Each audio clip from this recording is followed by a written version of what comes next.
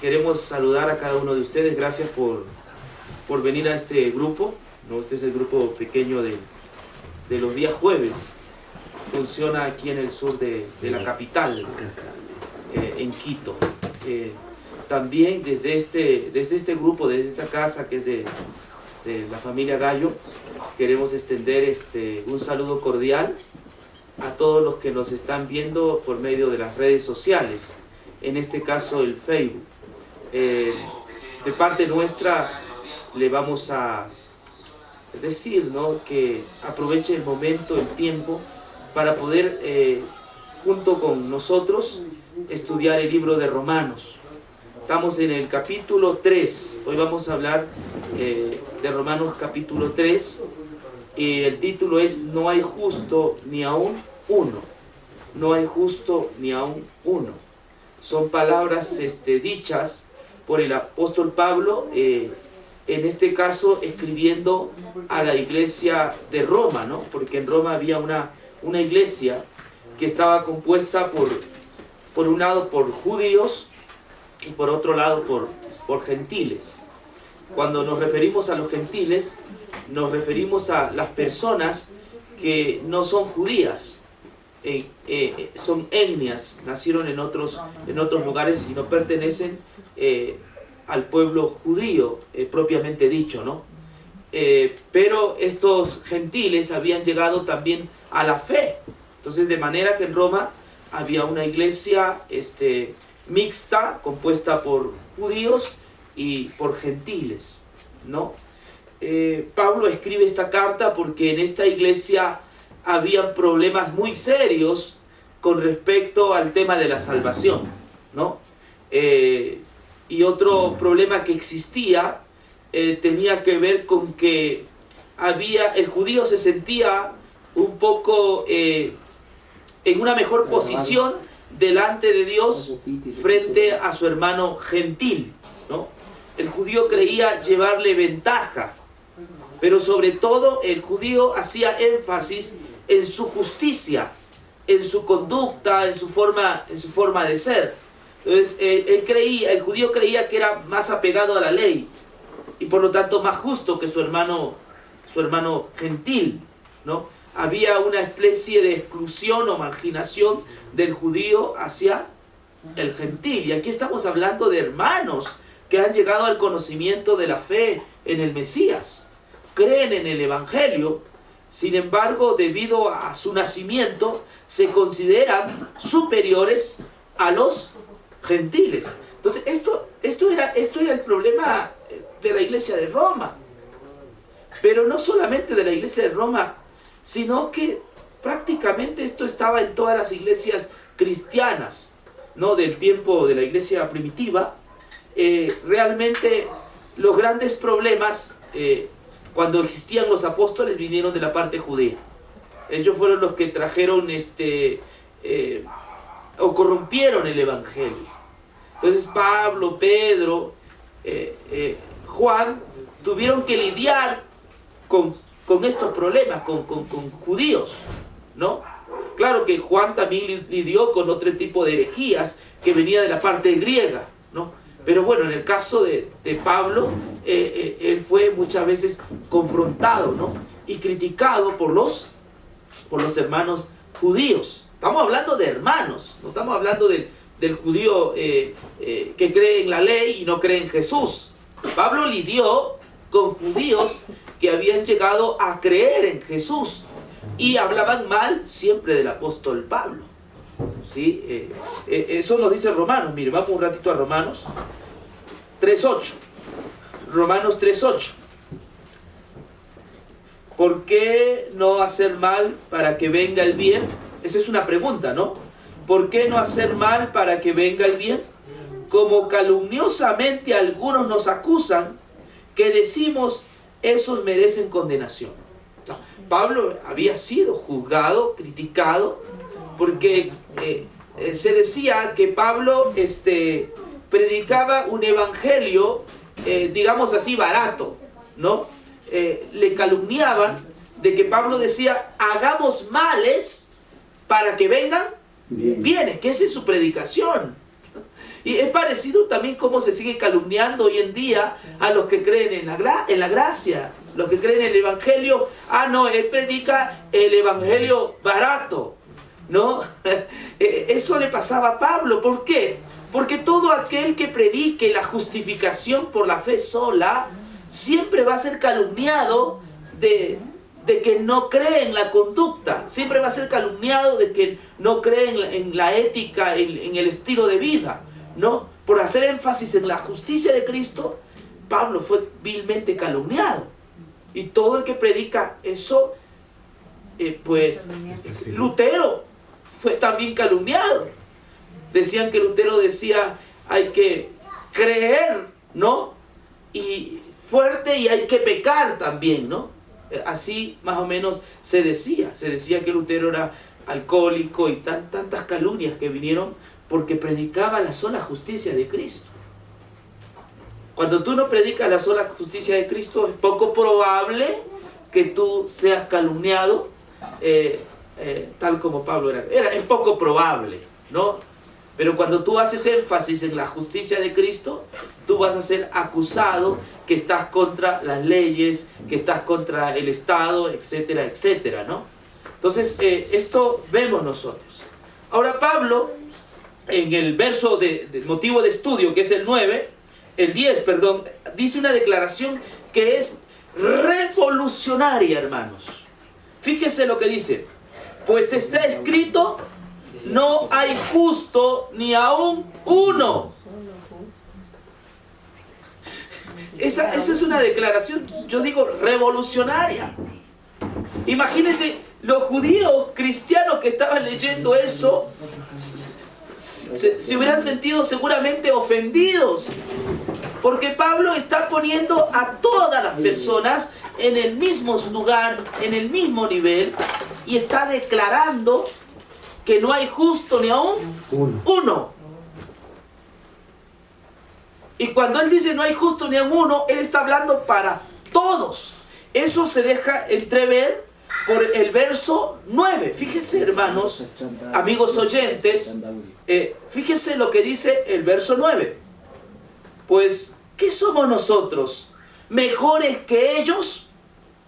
La respuesta es de ninguna manera, porque ya hemos denunciado que tanto judíos como gentiles, todos están bajo pecado. Y él se incluye, porque hay gente que dice que Pablo está hablando esto antes de su conversión. No, él se incluye. Él dice que pues somos nosotros mejores que ellos. Es decir, cuando dice nosotros se refiere al judaísmo, como judío, ¿no?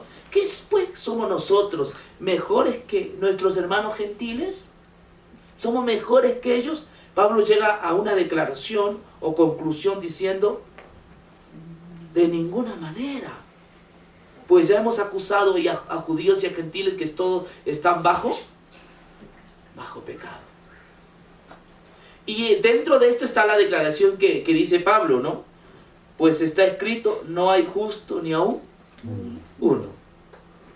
Esta declaración no es una negación. En el griego es una negación, ¿no? Ou, viene de ou, que es una negación. Está diciendo, no hay justo ni aún uno. Ahora, esto no es algo, queridos hermanos, que Pablo se lo está inventando en ese momento, que Dios lo iluminó y él se lo inventó allí, que en ese momento cuando está escribiendo está diciendo que no hay justo ni aún uno, sino que esta es una declaración que viene ya de la palabra de Dios. ¿Por qué decimos esto? Porque dice, pues está escrito. ¿Y dónde está escrito? Claro, y la pregunta es, ¿dónde está escrito? Esto está escrito en el libro de Salmos 14 y en el libro de Salmos el capítulo 53. Es decir, la declaración paulina de que no hay justo ni a uno, no solamente está hablando para la gente de su época a quienes él está escribiendo, sino que esto de que no hay justo ni a uno ya estaba mencionado unos 1500 años atrás, en la época, digamos así, del salmista David, unos 1000 años, del salmista David, ¿no? En esa época está diciendo ya el mismo salmista David que no hay justo ni aún uno. Y cuando el salmista David y el apóstol Pablo hablan de no hay justo ni aún uno, entra en contradicción, en conflicto con algunos otros textos del Antiguo Testamento. Por supuesto. Por ejemplo, la Biblia dice que Job, Dios dijo acerca de Job que era un varón justo, que no hay nadie como mi siervo Job. ¿Sí? Entonces, este texto entra en pugna, en choque, como que hay un conflicto. Es más, la Biblia habla de David, dice, no hay nadie como mi siervo David, que es conforme a mi corazón.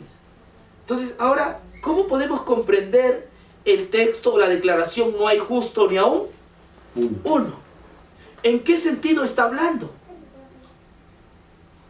Además, esta declaración no hay justo ni aún uno significa que ninguna persona ha podido llegar a la altura del estándar divino.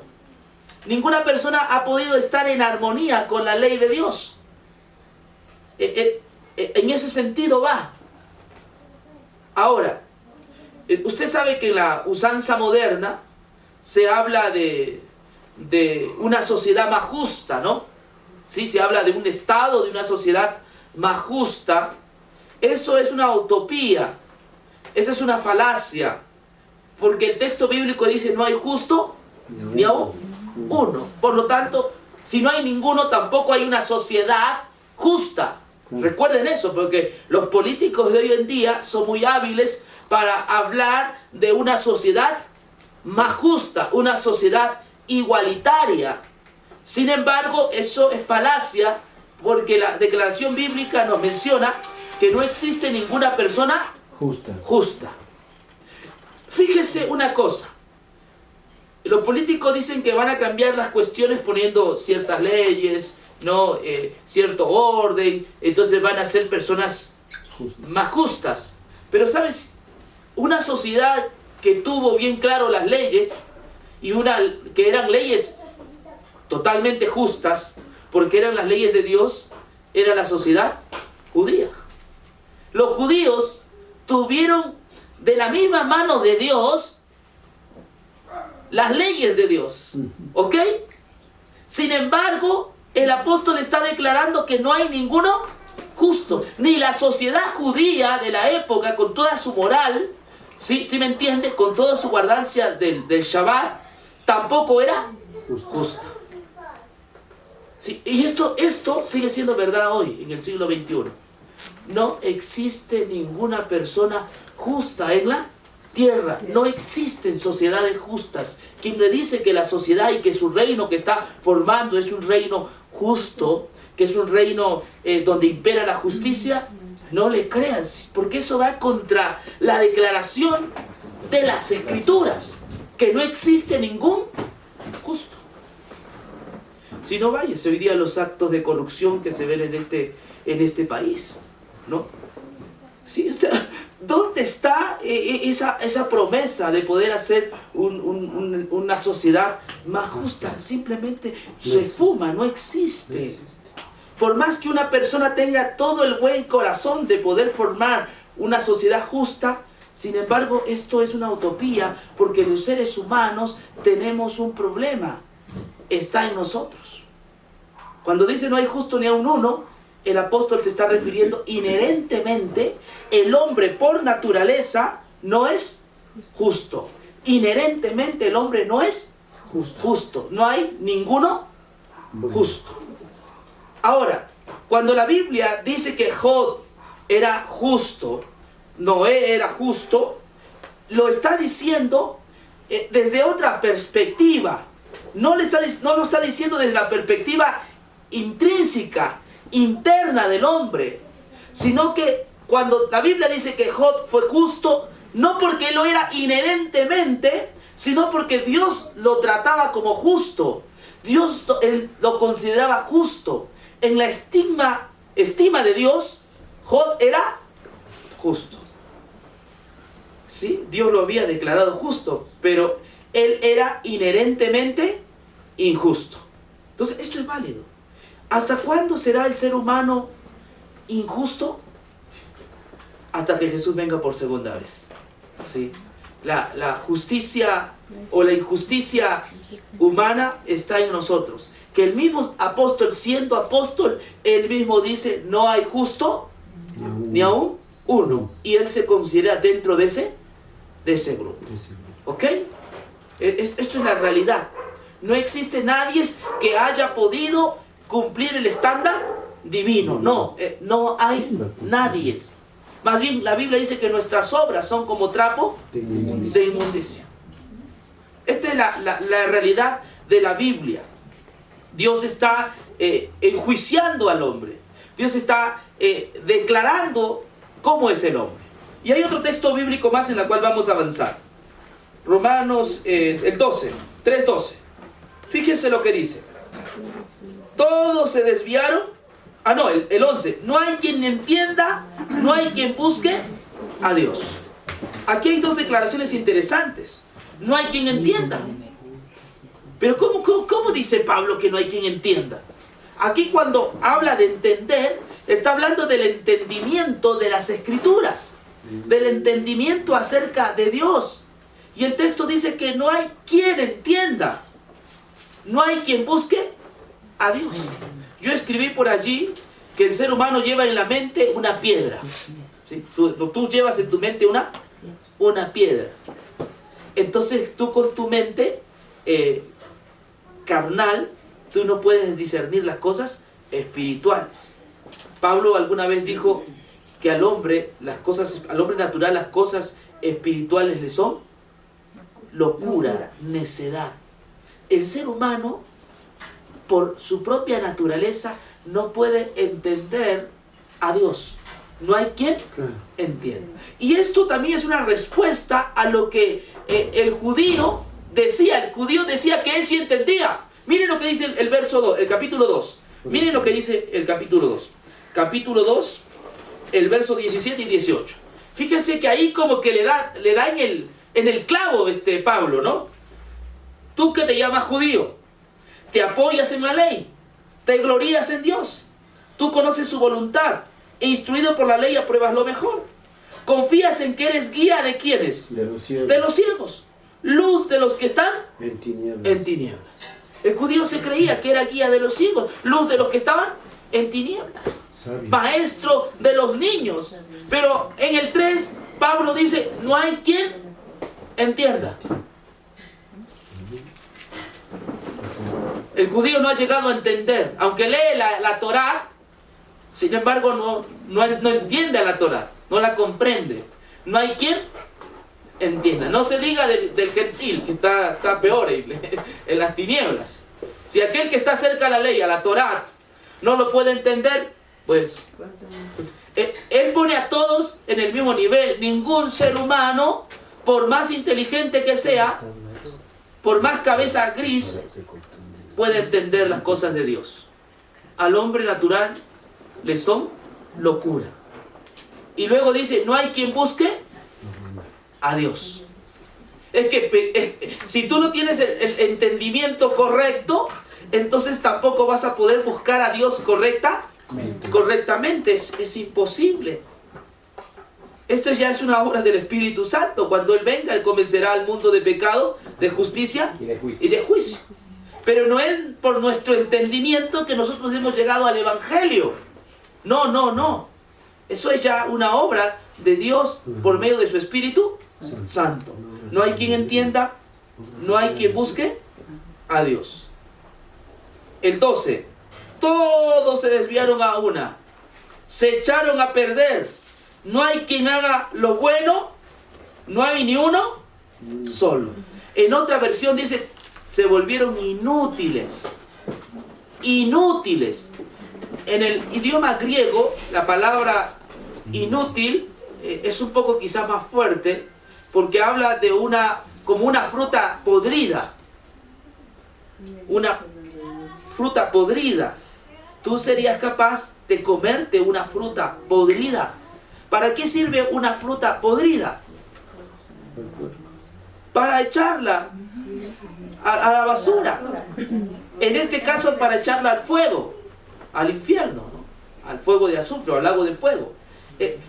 La situación del ser humano es tan caótica que se ha vuelto inútil. No sirve para nada.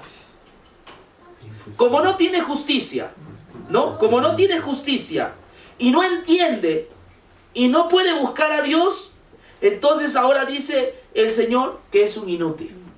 Eso es lo que somos nosotros. Esa es nuestra real condición. Somos inútiles. Debemos ser echados a la basura. Debemos ser echados a la basura. No servimos para nada. Esa es la realidad del ser humano.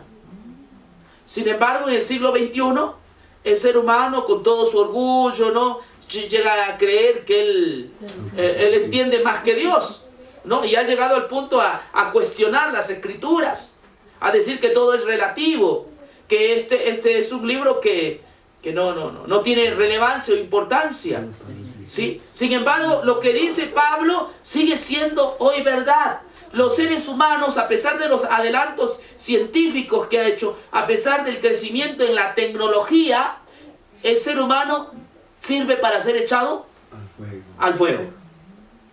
Somos inútiles. Esa es la realidad. Y debemos nosotros entender esto, ¿sí? Porque a veces pensamos que somos mejor que Dios, o que Dios se equivocó realizando ciertas cosas, o normatizando ciertas cosas. Pero la Biblia dice que nosotros somos inútiles. Hay algo más que voy a declararles.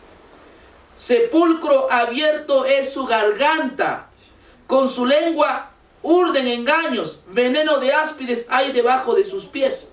Aquí Dios está hablando como médico, ¿sí? En los textos anteriores Dios habla como juez, porque es una declaración de Dios, ¿sí? Pero ahora Dios se mete en el mismo ser humano y comienza a hablar de la garganta. En los tiempos de antes, cuando una persona estaba muy débil, los médicos primeramente lo que hacían era mirarle esta parte, porque aquí se veía su situación, su condición, ¿sí? Por aquí venía la enfermedad, digamos así, ¿no? En los tiempos de antes. No sé cómo es ahora, yo no entiendo mucho de medicina, pero aquí Dios está actuando como médico. Y ya dio su diagnóstico. Nos ha abierto la boca. ¿Y qué dice Dios? Sepulcros blanqueados. Dice que nuestra garganta es un sepulcro. No es blanqueado, abierto. Apesta. Sí, es un sepulcro abierto. Hermano, ¿usted sabe lo que está declarando? Es hediondo. Dios como médico ha hecho un diagnóstico, ha revisado al ser humano y le está diciendo, eso es el ser humano. Su sepulcro abierto es su garganta. Los verdaderos hijos de Dios son aquellos que reconocen su condición, su situación. Los falsos hijos de Dios son aquellos que pretenden tener más justicia y miran a los otros por debajo. Ellos se creen superiores, ¿sí? El verdadero hijo de Dios, el verdadero apóstol, nunca finge santidad, nunca trata de aparentar que es mejor que sus hermanos, porque conoce a Dios y sabe que Dios lo ha visto, y Dios dice que nuestra garganta es un sepulcro abierto. ¿Qué más? Urden engaños. Tejen. Sí, tejen engaños. Eso, somos engañosos. Si no, fíjese, solo como un ejemplo, ¿no? Lo que está ocurriendo aquí en el Ecuador con esa empresa Odebrecht, ¿no? Imagínese las mentiras que dicen las personas, que yo no sabía, que no, o sea, psicológicamente uno se da cuenta que sí sabía, ¿sí me entiende? ¿Cómo no vas a saber estando en el poder? Sí. En mi país eso sucedió en el Perú. Yo pude ver la corrupción en extrema, digamos así, ¿no? Cuando se destapó los Vladivideos y se pudo ver cómo este señor coimeaba, ¿no?, a las televisoras. entre ministros, cosas así. Entonces, esa es la realidad del ser humano. Y no se diga del aspecto político, también tenemos que hablar del aspecto eclesial. Es decir, en el aspecto eclesial también se esconde muchas de estas injusticias y muchos de estos engaños. Por eso que la verdadera religión no es aquella que se cree superior a la otra. El verdadero hijo de Dios no es aquel que se dice, sí, yo cumplo, que nosotros somos el verdadero pueblo de Dios, que nosotros somos la última iglesia. La última iglesia, los santos de los últimos días. No, la verdadera religión es aquella que reconoce su verdadera condición. Reconoce que es un sepulcro abierto. Reconoce que somos nosotros mentirosos. ¿O usted no mintió ayer? Sí. ¿O usted no mintió hoy? No hay un momento en que nosotros no dejemos de hacer lo malo. Nuestras condiciones. Esa es una situación deplorable del ser humano. Y hay algo tremendo. Veneno de áspides hay en sus labios. Esto sí que es mortífero. El ser humano tiene un veneno mortífero, letal. Se va matando a las personas. Sí, matamos a las personas, asesinamos a las personas. Y esto no solamente está hablando del gentil, del judío. Dios le ha abierto la garganta al judío y menciona lo que es.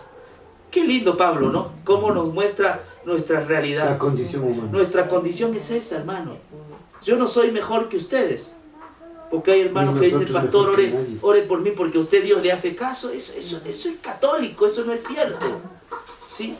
Dios escucha todo. No porque lo que ustedes son, sino porque Dios es misericordioso. Amén. Dios no nos hace milagros porque nosotros somos más buenos que el resto. Dios no hace milagros porque Él es así, milagroso y misericordioso.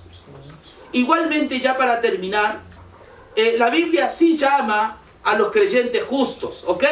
Y eso vamos a ver a medida que sigamos con este libro. Dios llama a los creyentes, les llama justos, pero no los llama justos porque inherentemente son justos. No, porque la Biblia dice que el creyente gime con dolores de parto.